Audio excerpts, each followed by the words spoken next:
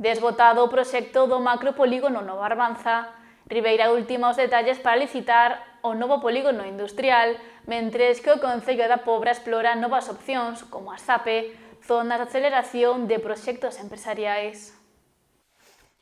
A falta de chan industrial é unha realidade que se dá en xeral no Barbanza. Apenas quedan parcelas disponibles nos concellos da contorna, polo que os municipios traballan para dotar destes espazos tan demandados o antes posible.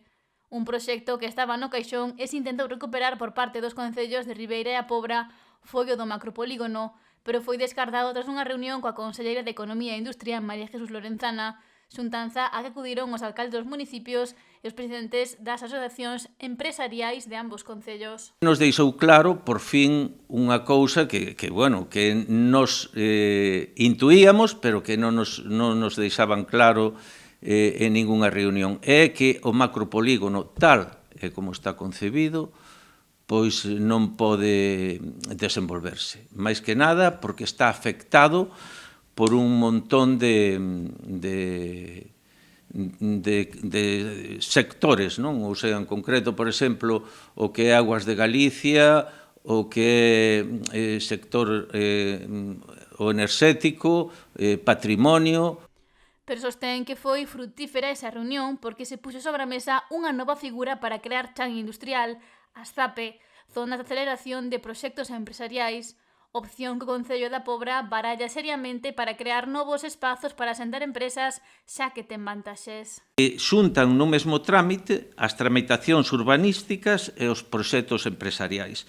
Isto fai que os trámites administrativos se reduzan moitísimo. Estamos falando, ao mellor, de que un proxecto para unha empresa ou para algunhas empresas determinadas pois se poda reducir dunha forma considerable en tempo. Ou sea, en 2 anos e medio, prácticamente, pode estar funcionando xa esa empresa en ese polígono, non? A través desta figura sí que se podería converter en chan industrial zonas proxectadas no macropolígono. A forma é que primeiro haxa unha empresa ou varias empresas que estén interesadas as mesmas empresas prácticamente son as que van a costear os gastos, eso sí, do seu terreno e da posta en funcionamento, pero ca ventaxa de que van a reducir moitísimo o tempo de funcionamento, non? Para poder desenvolver estas ZAPE sería preciso cumprir unha serie de requisitos e para abarcar o maior espazo posible terían que sumarse o maior número de empresas posible.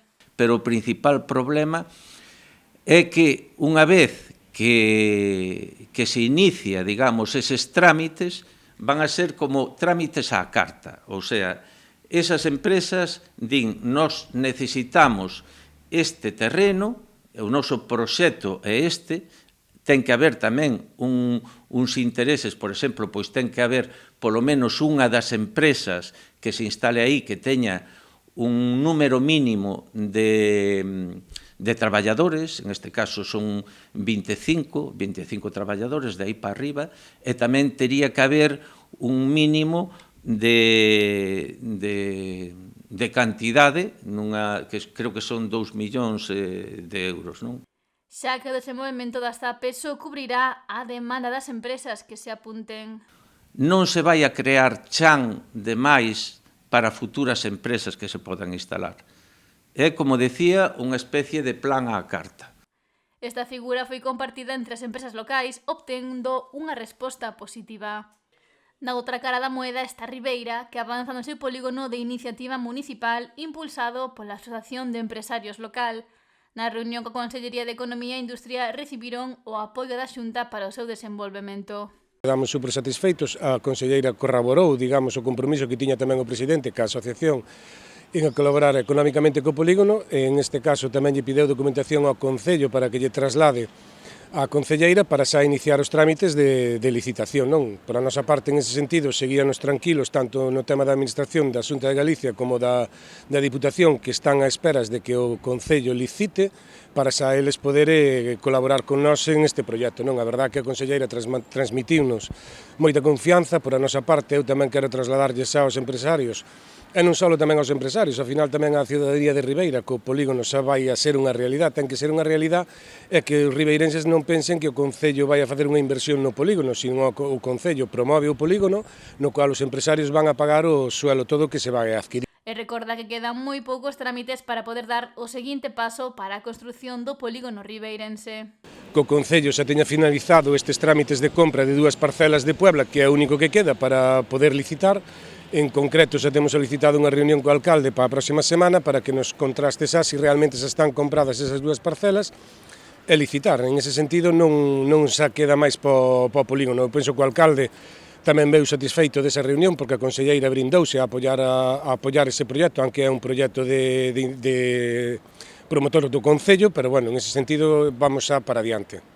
Onte o Concello de Ribeira e SEA reuníronse para buscar solucións ao parque empresarial, xuntanza na que non estivo a Asociación de Empresarios Ribeirense. No que nós temos constancia de que xa un ano mantuveron unha reunión con SEA na que transmitironos a noso Concello, que tampouco nos invitaran a esa reunión, no que o SEA era inviable levar a cabo ese polígono. Entonces, bueno, estamos tamén ás expensas de que o Concello nos comunique algo de esa reunión de ayer, pero bueno, nós en ese caso xa tiñanos descartado que SEA se implicara, porque a verdade dicían que era un proxecto que non era viable para que SEA o levara a cabo, non?